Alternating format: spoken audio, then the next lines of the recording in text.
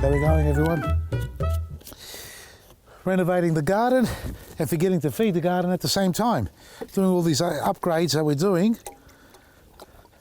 And some of the plants are actually a bit hungry, and I'll tell you why they're hungry.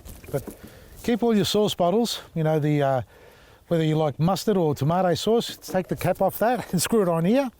And there's your pouring unit, and then screw it tight, and you're laughing. Come along. What we're talking about here is feeding the garden. I'm talking about annual plants predominantly here, edibles. And you're looking at here something that I planted recently. Now, I'm not going to feed this garden bed. I'm only showing you this one here to show you that if you've prepared your garden bed well and you've used good quality mediums to grow in, and I've got our planting mix, and if you haven't tried it and you can get your hands on it, trust me, you'll never go to another bag again. That's what I've got in here with our compost, our planting, and all the other wonderful goodies that are blended into it. But if you've got a garden bed that you've planted but really haven't prepared it well, because sometimes we don't. Honestly, we're not going to go out and buy 100 bags every time we want to replant a small garden bed again. Sometimes you just want to give it a light feed over the top, add some extra mulch and plant your seedlings in there. Those sort of circumstances are when you need to use a regular feed on these sort of plants. Why do I say you need to feed this every time or every month? It's because these plants are really fast growing. So they've got a short lifespan and take up a lot of moisture and nutrients out of the ground quite rapidly. Yes, they photosynthesize, and yes, they push sugars back into the soil to feed the microbes and the fungi, and in return they get the nutrients that they need. But it can deplete. Sometimes you just don't get that sort of activity as fast enough as you would like to when you haven't topped it up properly.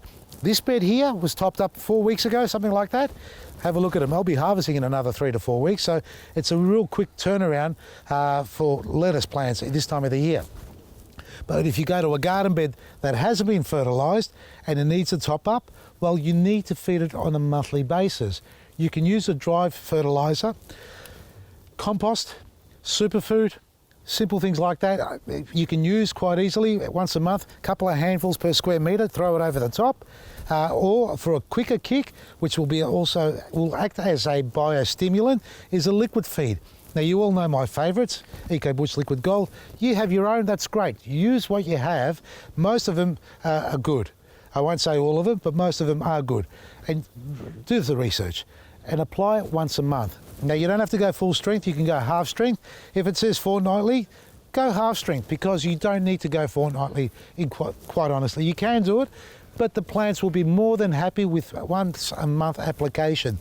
So garden beds like flowering annuals and edible plants that we have like this growing here need to be fed on a regular basis, once a month, if your garden bed hasn't been topped up with fresh organic growing medium. And if it has, well, like this bed here, you can see quite clearly it doesn't need anything. I haven't even watered this for about 4 or 5 days, so it's doing tremendously fine without my intervention here. But in garden beds that are older than, a couple of months, may need a feed, and in fact I think this one doesn't. So, well, we actually do. These are stretching out a little bit. Look at this, we've even got tomatoes growing in here. They've germinated, self-germinated tomatoes everywhere. On this side, around the other side, and we've got beetroot in here as well. So we're going to give this one a light feed, because we've got the eggplant that's really competing against them and it's taking a lot of stuff out of them. And these are stretching because they're not getting any direct sunlight. The sun is so low here on this side of the garden. We're on the north side, and the conifers are actually casting a shadow over the top of it. So it really gets any direct sunlight here. Maybe an hour or something through the whole day. So you can actually grow your leafy greens in the shade too, by the way. This actually needs a water too. It's a little bit dry. But have a look at the eggplant, it's huge. I'm going to try and overwinter that one as well. So liquid feed, use your favourite liquid fertiliser. You know my one, I told you that already. EcoButch Liquid Gold.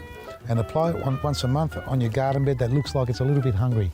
That's all you got to do. Check out our website, vasilisgarden.com, and if you're watching this, is it Thursday or Friday? Which one is it, Thursday?